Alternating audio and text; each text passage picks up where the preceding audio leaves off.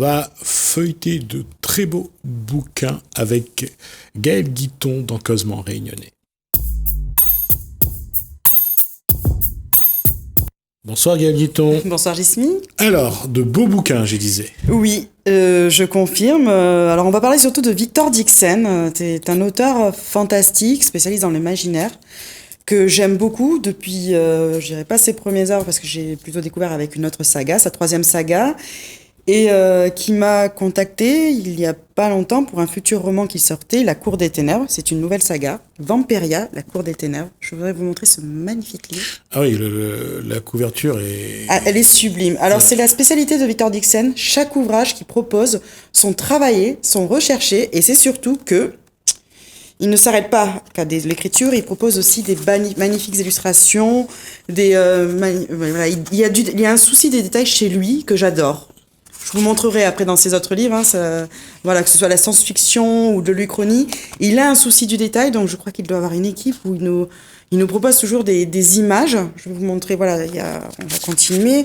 Là, c'est les personnages qu'il y aura dans le livre. Alors, je continue. Là, c'est la carte pour détailler où se déroule l'histoire, parce que je vais vous expliquer après.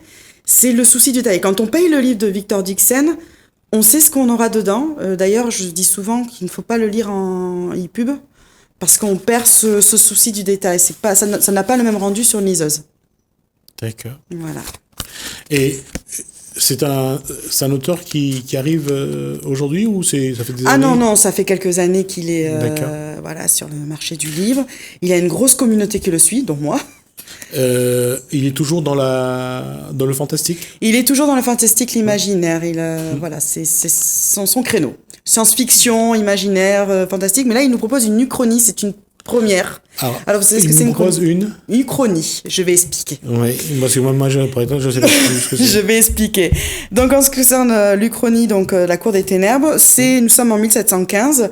C'est la faste période du roi Soleil. On sait que c'est le roi qui a gouverné le plus longtemps, 72 ans, si je ne me trompe pas du chiffre. Et il a fait beaucoup de choses, en fait, pour la France. Et il s'avère que en 1715, le roi Soleil ne veut pas quitter le pouvoir. Il se retrouve transmuté. Et il devient le roi des ténèbres en étant un vampire. Qui dit vampire dit vie éternelle. Alors, juste parce qu'on dit le roi Soleil, j'aurais dit qu'on dit un petit peu, c'est Louis XIV? C'est Louis XIV, oui, pardon, j'aurais dû préciser, c'est Louis XIV, château de Versailles. Voilà, désolé. Et donc, le roi Soleil devient le roi des ténèbres et il continue à gouverner. Donc, on est sur une prise de pouvoir éternelle. On est en 299 après la transmutation du roi. Nous avons une jeune Jeanne qui est une roturière, qui a toujours vécu dans la peur. Parce que voilà, il y a quand même ces vampires qui gouvernent un peu la population. Il y a aussi les nobles qui sont pas vampires, mais qui ont une place à la cour du roi.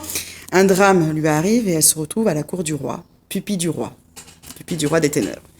Et elle va découvrir un peu ce que je vais dire les aléas en fait de la vie de château.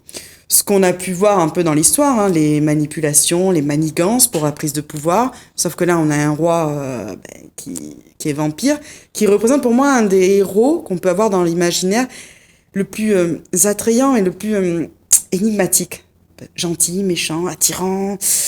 Voilà, il y a cette notion de danger, mais on a envie d'y aller, on a envie de découvrir qui il est.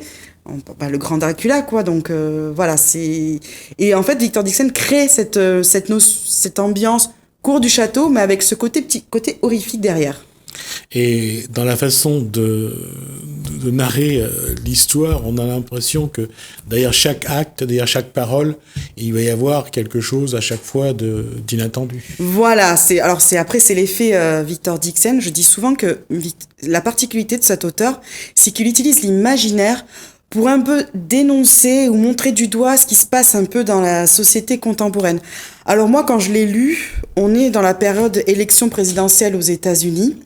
On a un président qui a du mal à lâcher le pouvoir et la première chose que j'ai pensé, c'est comment serait notre vie ou si on avait toujours un Emmanuel Macron qui est resté au pouvoir pendant toute sa vie ou un Donald Trump. En fait, lâcher le pouvoir. Moi, je l'ai vu comme ça.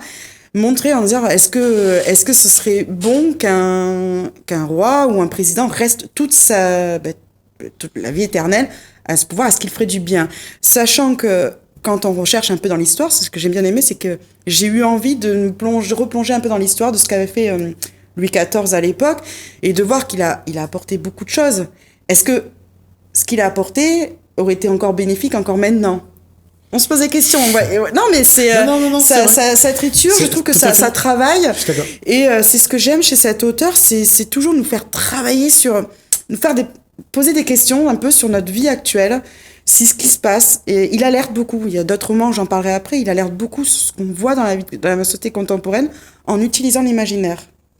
Pourquoi je souris? Parce que je me dis toujours la question, est-ce que s'il était au pouvoir, il prendrait de bonnes décisions? Il était au XVIIIe siècle, c'était les siècles des Lumières, oui, c'était le roi soleil. Il y avait un contexte, et puis il y a ce qu'on appelle toujours, on est façonné, on est conditionné par notre environnement. Passé de 2 siècles plus tard, surtout avec l'évolution du monde moderne. Là, il n'y a pas l'évolution du monde moderne. Qu'est-ce qui se passe? Et j'ai une héroïne. Alors voilà, encore une particularité de Victor Dixon, il aime bien mettre en scène des femmes badass. Moi, j'aime bien ce genre de femmes. J'ai une héroïne, voilà, elle est ado, elle a un drame, et elle va prendre des décisions pour l'espoir. En fait, quand il met en place une héroïne, Victor Dixon, ça représente l'espoir, un renouveau à travers la jeunesse. Et dans ce roman...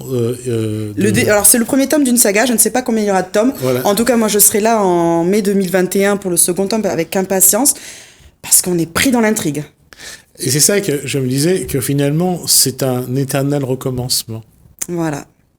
Donc, à suivre. Voilà, à l'heure actuelle, il n'est pas encore sorti à La Réunion, parce qu'on a toujours 3-4 semaines de décalage, donc c'est pour ça que j'en ai parlé aujourd'hui et pas pour le jour de la sortie, le 15 octobre. Mais vraiment, allez-y, c'est un auteur qui mérite d'être connu à La Réunion. Je sais pas s'il a encore, voilà... Et puis, par rapport à tout ce qu'a dit Gaël Guiton, la question, elle est vraie aussi. Je veux dire, est-ce que demain, ceux qui nous gouvernent, si ils étaient au XVIIIe siècle, est-ce qu'ils seraient pareils? Est-ce que ceux du XVIIIe siècle prendrait les bonnes décisions pour aujourd'hui? Cette question mérite d'être posée parce que comment on évolue? C'est ça. Donc voilà, donc La Cour des Ténèbres, Vampiria. Et pour ceux qui sont fans de la littérature, on dit beat-lit par rapport aux vampires, foncez. Voilà, c'est du lourd. Moi, j'étais dedans.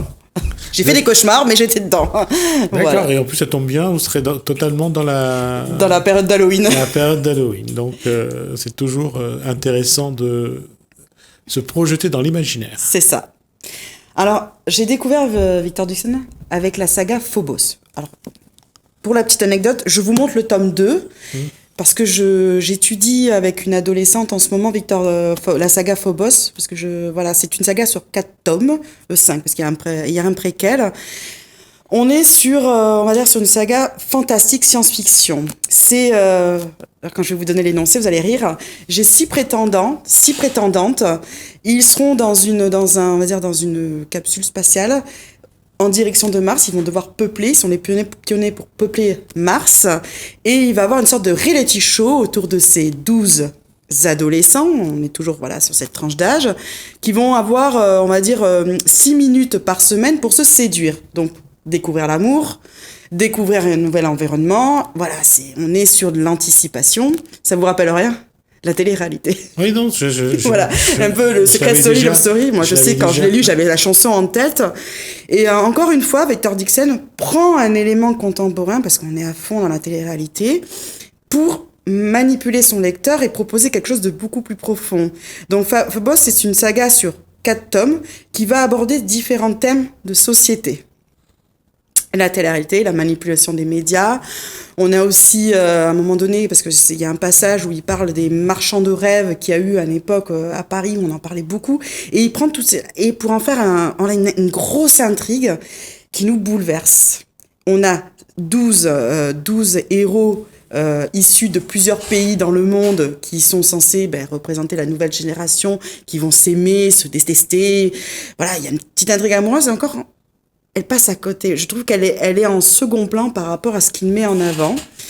Une saga qui vous prend en trip sur 4 tomes et un préquel, où on voit un peu ce qui se passe dans notre société à travers sa saga, en fait. On voit aussi où il alerte aussi sur les dangers qu'on peut subir sur la planète, en fait, la surpopulation, si on n'a plus la Terre, comment on pourrait vivre. Il parle aussi d'une prise de pouvoir, c'est toujours le pouvoir, gagner de l'argent, coûte que coûte, la manipulation des médias. Juste pour ceux qui l'ont vu, le Truman Show avec.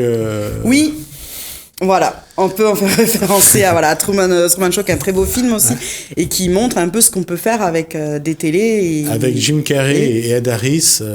Vendre du rêve, voilà. Ouais. Vendre du rêve.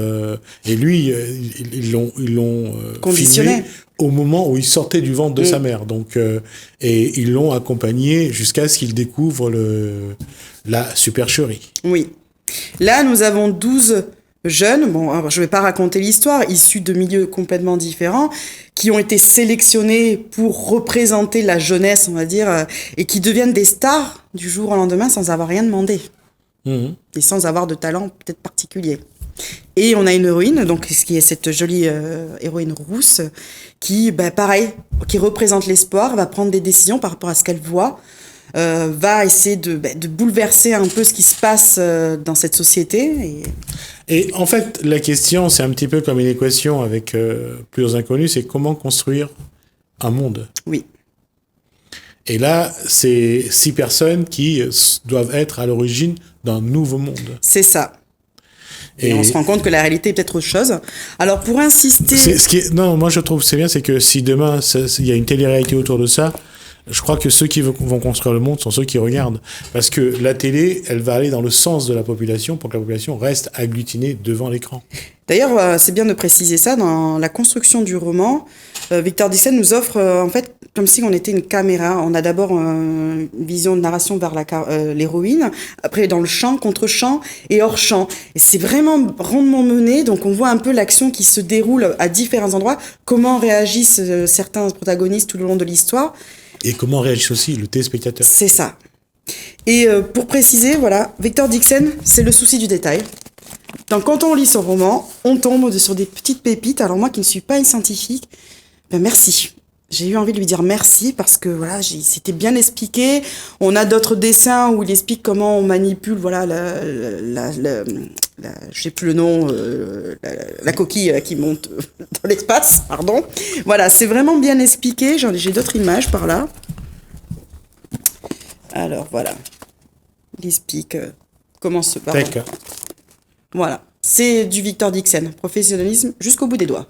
J'allais dire que ce sens du détail, c'est pour dire que c'est pas si anodin que ça, et surtout pas l'imagination n'est pas si éloignée d'une réalité qui pourrait arriver. Oui, et puis je sais, quand je l'ai vu en séance de dédicace pour cette saga, il avait même le look, voilà.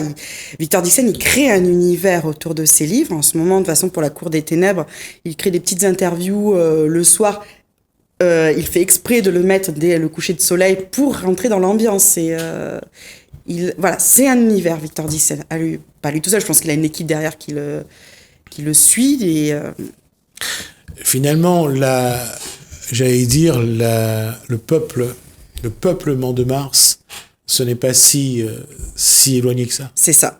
En tout cas, alors pour une petite précision, ce roman est sorti en 2015.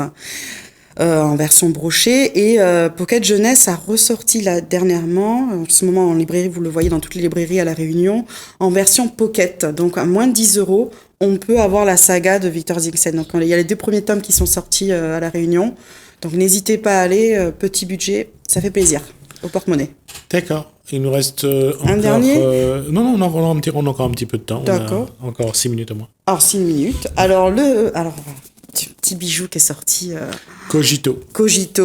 Vous savez d'où ça vient ? Pour le Cogito ergo sum. C'est ça, René Descartes. Je pense donc que je suis. La société de Victor Dixon, dans ce roman, régie par les robots. Et nous avons une héroïne, une jeune fille, Roxane, parce que je me trompe plus, 18 ans. Dans cette société, en fait, soit voilà, les robots ont les meilleurs postes, voilà, les meilleures situations, et si vous voulez, en tant qu'être humain, avoir une bonne situation, soit vous êtes riche, soit vous êtes archi intelligent. Le problème de Roxane, c'est qu'elle a ni l'argent, ni l'intelligence. Dommage pour elle. Et dans ce roman, Victor Dixon va aborder, en fait, comment intégrer l'éducation, en fait, l'éducation nationale, voilà, l'école, intégrer les grandes écoles, comment on peut y aller, est-ce qu'il faut l'argent et tout, c'est ce que j'ai trouvé dans son roman. Et j'ai Roxane, en fait, elle a la chance, elle va être boursière, et elle va intégrer pendant une semaine les îles Fortunées qui sont un peu régies par les robots aussi, l'intelligence artificielle, et on va lui implanter une puce neuronale, qui va la rendre intelligente, cette chance. Ou pas. Le problème de Roxane, c'est qu'elle va se rendre compte qu'elle a peut-être un peu vendu son âme au diable et voir quelque chose. On va voir le revers de la médaille de cette puce. C'est génial, hein, d'être intelligent, de dire on sait tout, on connaît tout. Mais est-ce que ça n'a pas des effets néfastes ? Et Roxane va assister un peu au revers de la médaille de ce qui se passe après cette mise en place de puce. Et encore une fois, Victor Dixon, c'est un bel ouvrage. Voilà, c'est des explications. C'est scientifique, mais il y a les explications derrière pour aider un peu les personnes qui ne sont pas très science-fiction. Il essaye toujours de rendre cet imaginaire un peu réel. Oui. D'accord. Ah oui, on y croit. Moi, j'y ai cru. Avec Cogito, c'était encore un roman où j'ai une héroïne qui représente l'espoir, j'ai une héroïne qui prend des décisions par rapport à ce qu'elle voit.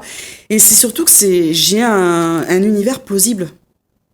Je suis désolée, mais à l'heure actuelle... Alors, Victor Dixon habite aux États-Unis et on sait une chose sur l'éducation par rapport aux grandes écoles. Les étudiants ont du mal à intégrer les Ivy League, voilà, ces grandes écoles, sinon c'est des écoles d'État et c'est très cher. Ils s'endettent sur plusieurs années. Ils commencent le travail, ils sont déjà endettés. Accéder à une bonne école, même peut-être ici, c'est compliqué si on n'a pas l'argent et c'est pas ouvert à tout le monde. Voilà, donc je trouve que voilà, il a pointé aussi du doigt la facilité de se dire on se met une puce et allez, on est intelligent, est-ce que tout va bien ? Est-ce que la vie serait meilleure si tout le monde était intelligent ou pas ? En fait, cette question-là, on le voit, est posée depuis un moment, que ce soit dans le film L'homme bicentenaire qu'on a pu voir, I, Robot avec Will Smith. C'est ces films où les robots intègrent la société et le paradoxe, c'est que c'est l'homme qui ne sait plus où se mettre. C'est ça. Et là, on est dans ce cas de figure. Ouais. Que fait l'homme dans cette société ? Pourquoi c'est le robot qui dirige ? Et comment on en arrive à une société pareille ? Pourquoi on a accepté que les robots intègrent ? Qu'est-ce qu'on reprochait à la société humaine pour intégrer les robots, pour qu'ils dirigent la société ? Il y a ça aussi. Et pour ceux qui ont vu dans les années 50-60 La planète des singes, posez-vous la question, l'homme cherche vraiment sa place. Un autre roman. Alors, ce n'est pas mon préféré parce que je pense que je ne l'ai pas lu dans de bonnes conditions. C'était sur le même registre. Extincta, c'est 255 heures avant la fin du monde. Je vais vous en parler rapidement parce que je n'ai pas pu l'intégrer. On est encore sur un univers particulier de Victor Dixon et c'était une œuvre écologique. Il a voulu alerter sur les dangers, sur l'écologie, sur en utilisant trop la matière première. Là ici c'est les algues qui servent de vêtements, de vêtements de nourriture. Et on a deux héros, un héros qui aurait dû être un futur roi mais qui est refusé par sa société, et une héroïne qui est, on va dire, une sorte de routurière et qui essaye de trouver une solution. Mais le seul problème c'est que les heures avance et on sait que la fin du monde arrive. On est un peu je l'ai senti un peu comme un Roméo et Juliette un peu science-fiction, mais comme je l'ai dit, je l'ai pas bien apprécié à sa juste valeur, donc il faut que je le relise. Mais je voulais quand même vous montrer cet ouvrage parce qu'il est toujours aussi beau. D'accord, on rappelle donc, c'est donc le titre Extincta. Et donc de Victor Dixon. Toujours. Donc, on a fait le tour ? Oui. Merci Gaël Guiton pour tous ces ouvrages. En tout cas, un auteur que moi, j'aurais découvert ce soir. Merci donc pour toutes ces informations. Merci à vous de nous avoir suivis. Merci Hélène, merci François. Je vous dis à bientôt.